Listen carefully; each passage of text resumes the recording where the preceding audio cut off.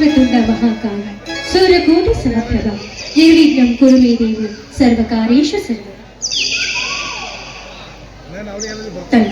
ಆಂಜನೇಯ ಸ್ವಾಮಿ, ಏ ಬಡವರನ್ನ ಕೈ ಹಿಡಿದು ಕಾಪಾಡುವ ಭಾರ ನಿನ್ನನ್ನೇ ಕೂಡಿದೆ ನನ್ನಪ್ಪ. ಹಗಲು ರಾತ್ರಿ ಎನ್ನದೆ ನನ್ನಣ್ಣ ದಯಾನಂದ ದುಡಿತಾ ಇದ್ದಾನೆ. ಇನ್ನು ನನ್ನ ಕಿರಿಯಣ್ಣ ಕುಸ್ತಿ ಪಟ್ಟು ಅವನು ಹೋದ ಹಾದಿಯಲ್ಲ ಜಯದ ಮಾಲೆಯಿಂದ ನೀರು ಅಂತ ಈ ನಿನ್ನ ಮಗಳು ನಿನ್ನ ಹತ್ರ ಸೆರಗೊಂಡಿ ಬೇಡ್ಕೊಳ್ತಿದ್ದಾನೆ. ನನ್ನ ಕಿರಿಯಣ್ಣ ಸಾಗರ ಸಾಕಷ್ಟು ಶಾಲೆಯನ್ನು ಕಲಿತಿದ್ದಾನೆ. ಆದಷ್ಟು ಬೇಗ ಅವನಿಗೊಂದು ನೌಕರಿನ ದಯಪಾಲಿಸುತ್ತ ಬೇಡ್ಕೊಳ್ತೀನಿ. ಅವನಿಗೇನಾದ್ರೂ ನೌಕರಿ ಸಿಕ್ಕಿದ್ದೇ ಆದ್ರೆ ನನಗೆ ತುಪ್ಪದ ದೀಪವನ್ನ ಹಚ್ಚಿ 100 ತೆಂಗಿನಕಾಯಿ ಹೊಡಿತೀನಿ ನನ್ನಪ್ಪ.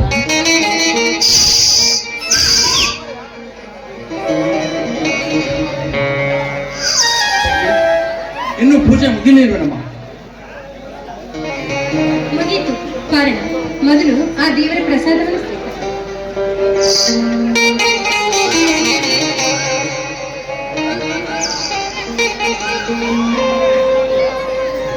ತಂಗಿ, ಇಷ್ಟೊಂದು ಭಕ್ತಿ ಪರವಶರಾಗಿ ಆ ದೇವರಲ್ಲಿ ಏನೇನ್ ಬೇಡ್ಕೊಂಡಿ ಅಮ್ಮ? ಇನ್ನೇನ್ ಬೇಡ್ಕೊಳ್ಳೋಣ? ನನ್ನ ಮುದ್ದು ಅಣ್ಣಂದ್ರಿಗೆ ಆರೋಗ್ಯ ಭಾಗ್ಯವನ್ನು ಕೊಟ್ಟು ಕಾಪಾಡಪ್ಪ ಅಂತ ಆ ಮಾರುತೇಶ್ವರಲ್ಲಿ ಬೇಡ್ಕೊಳ್ತಿದ್ದೆ. ಈ ನಿನ್ನ ಅಣ್ಣಂದ್ರು ಸುಖವಾಗಿಲ್ಲ ಅಂತ ಬೇಡ್ಕೊಂಡ್ಯೋ ಅಥವಾ ನಿನಗೆ ಒಳ್ಳೆಯ ಗಂಡ ಸಿಗಲ್ಲ ಅಂತ ಬೇಡ್ಕೊಂಡ್ಯೋ? ಇದೇನಣ್ಣ ನಿನ್ನ ಮಾತು? ಎಷ್ಟು ಬೇಗ ನಾನು ನಿನಗೆ ಬೇಸರವಾಗ್ಬಿಟ್ಟ ಆದಷ್ಟು ಬೇಗ ನನ್ನ ಮದುವೆ ಮಾಡಿ ಇಲ್ಲಿಂದ ಹೊರಗೆ ಹಾಕ್ಬೇಕಂತ ತೀರ್ಮಾನ ಮಾಡಿದ್ದೆ. ಇಲ್ಲಮ್ಮ, ಇದು ಬೇಸರದ ಮಾತಲ್ಲ. ಯಾಕೆಂದ್ರೆ ಬೆಳೆದ ಹೆಣ್ಣು ಮಾಗಿದ ಹಣ್ಣು ಬಹಳ ದಿನ ಮನೆಯಲ್ಲಿ ಇರಬಾರ್ದು. ಯಾವ ಕಾಲಕ್ಕೆ ಏನ್ ನಡಿಬೇಕೋ ಅದು ನಡೆದ್ರೆ ಚಂದ ಅಲ್ವೇ? ಗೊತ್ತು ಗೊತ್ತು. ನೀನ್ ಆಡುವ ಮಾತನ್ನ ತಿಳಿಸಿ ನನ್ನ ಬಗ್ಗೆ ನಿನಗೆ ತುಂಬಾ ಬೇಸರವಾಗಿದೆ ಅಂತ.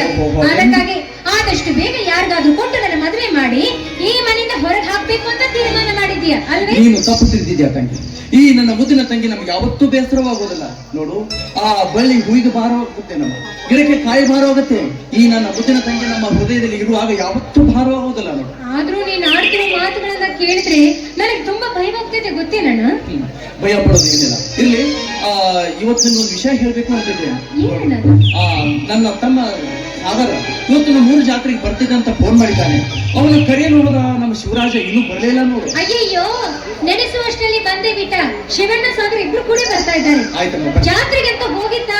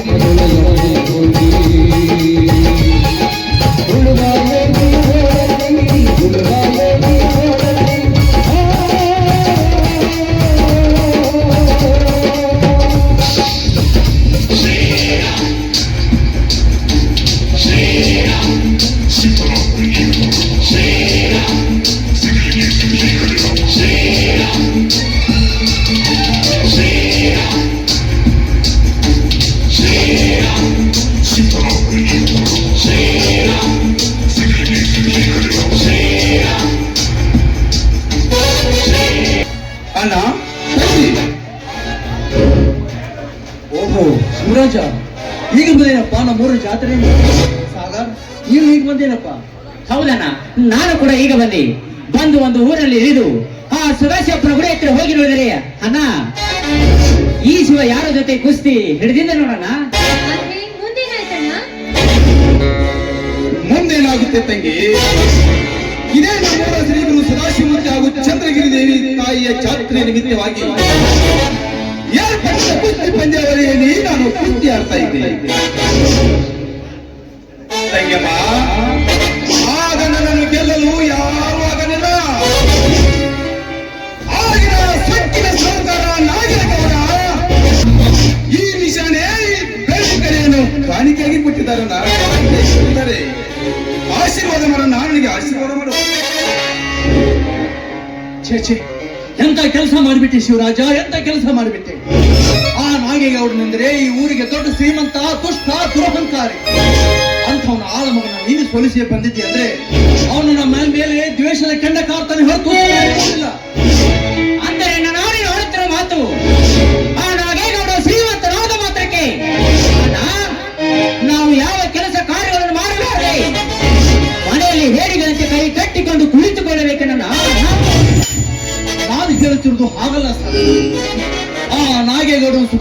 ಒಳ್ಳೆಯದಲ್ಲ.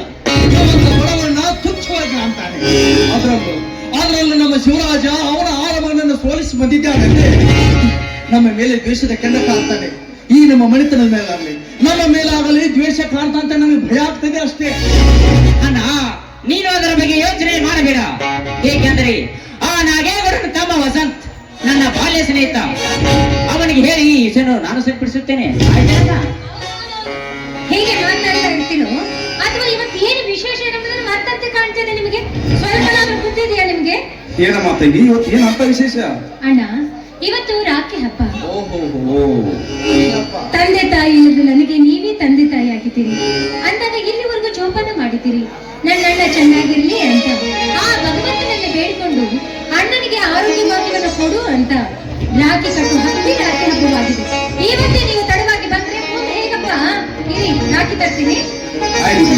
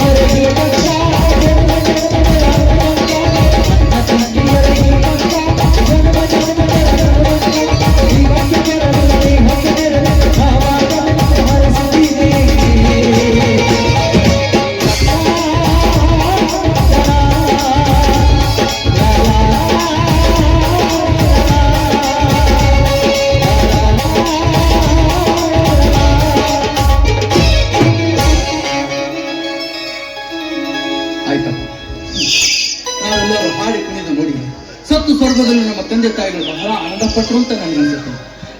ಇರ್ಲಿ ಸಾಗರ್, ನೌಕರಿ ವಿಷಯ ಹೋದ ವಿಷಯ ಏನಾಯ್ತು ಅಂತ ಗೊತ್ತಾಗಲಿಲ್ಲ.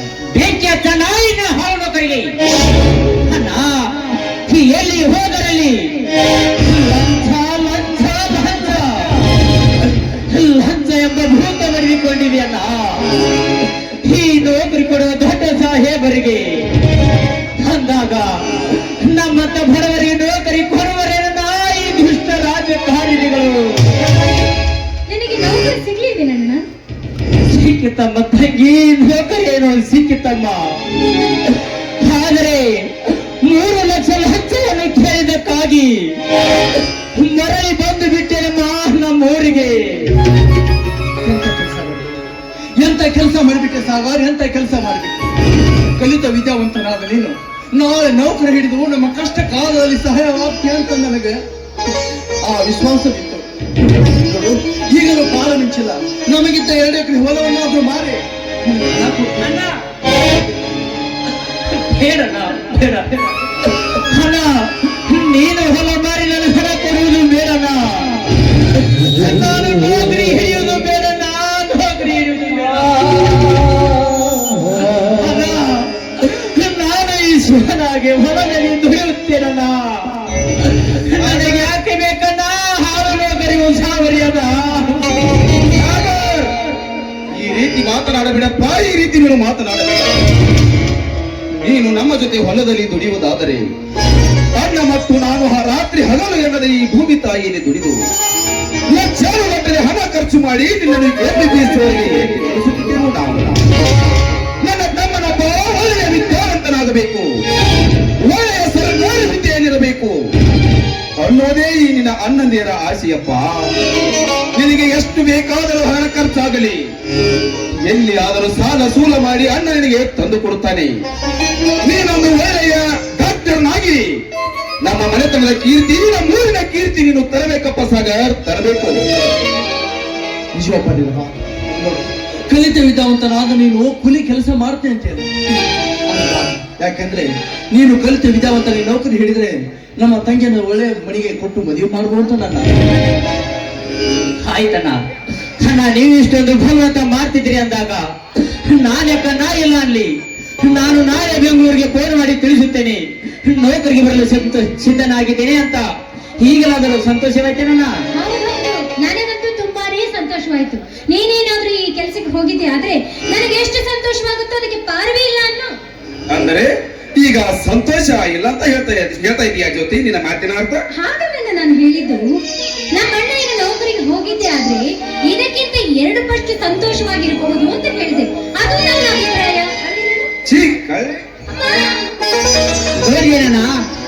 ಇರ್ತೀಯ ನಿನ್ನನ್ನು ಮದುವೆ ಮಾಡಿ ಕೊಟ್ಟರೆ ಇಲ್ಲೆಲ್ಲ ನಿನ್ನ ಗಂಡನ ಮನೆಯಲ್ಲಿ ಇನ್ನು ಹೆಚ್ಚು ಸಂತೋಷವಾಗಿರ್ತೀಯ.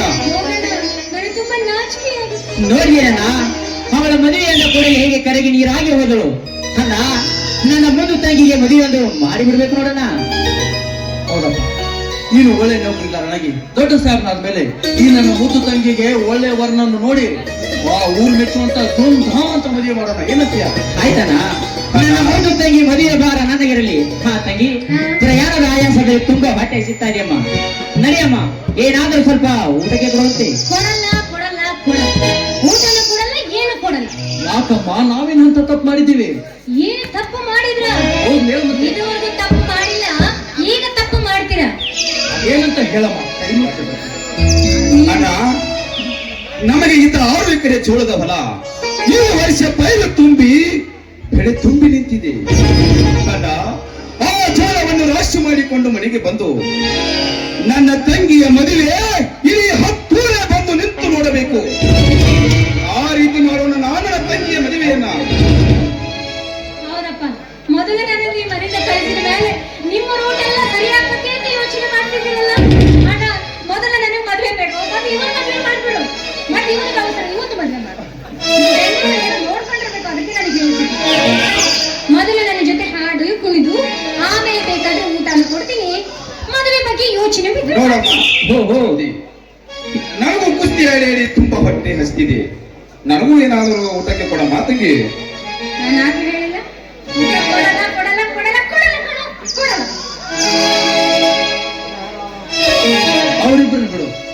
ಹೊಲದಲ್ಲಿ ದುಡಿದು ಬೆಳಗ್ಗಿಂದ ಹೊಟ್ಟೆ ಹರಿಸ್ತಾ ಇದ್ದೆ. ಏನಾದ್ರು ಕೊಡಮ್ಮ, ಹಾಗೆಲ್ಲ ಅಣ್ಣ, ಮಾಡ್ಬೇಡ. ಈ ರೀತಿ ಒಬ್ಬ ಇಬ್ರಿಗೂ ಕೊಡ್ದ ನಿನಗೆ ಕೊಟ್ರೆ ಪಕ್ಷಪಾತಿ ಮಾಡ್ತಾರೆ. ಉಪವಾಸ ಇದ್ರೆ 3 ಜನ ಉಪವಾಸ ಇರ್ಬೇಕು, ಊಟ ಮಾಡಿದ್ರೆ 3 ಜನ ಊಟ ಮಾಡ್ಬೇಕು. ಏನಂತ? ಹಾಗೆಲ್ಲ ಮಾಡಬೇಡ. ಹೊಟ್ಟೆ ಹರಿಸ್ತಾ ಇದೆ, ತಮ್ಮನ ಹೊಟ್ಟೆ ತುಂಬಾ ಹರಿಸ್ತಾ ಇದೆ. ಸರಿ ಸರಿ, ಊಟ ತರ್ತೀನಿ.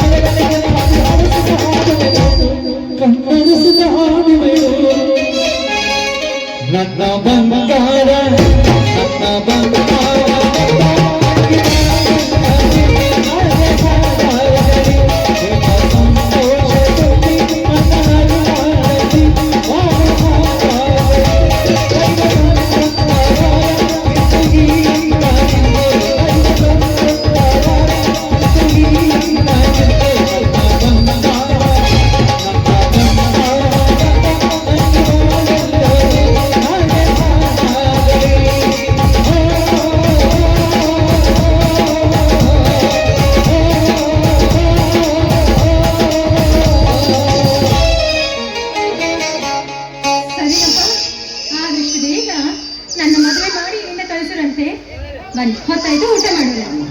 ಮದುವೆ ಆಮೇಲೆ ಮಾತಾಡ್ತಾ ಬಟ್ಟೆ ಹೊಟ್ಟೆ ಬಟ್ಟೆ ಚುರುಡ್ತಾ ಇದೆ. ನಡೆಯಮ್ಮ ಬೇಗನೆ ಹೋಗಿ ಬೆಳೆಸಿ ಬಿಡಕ್ಕೆ.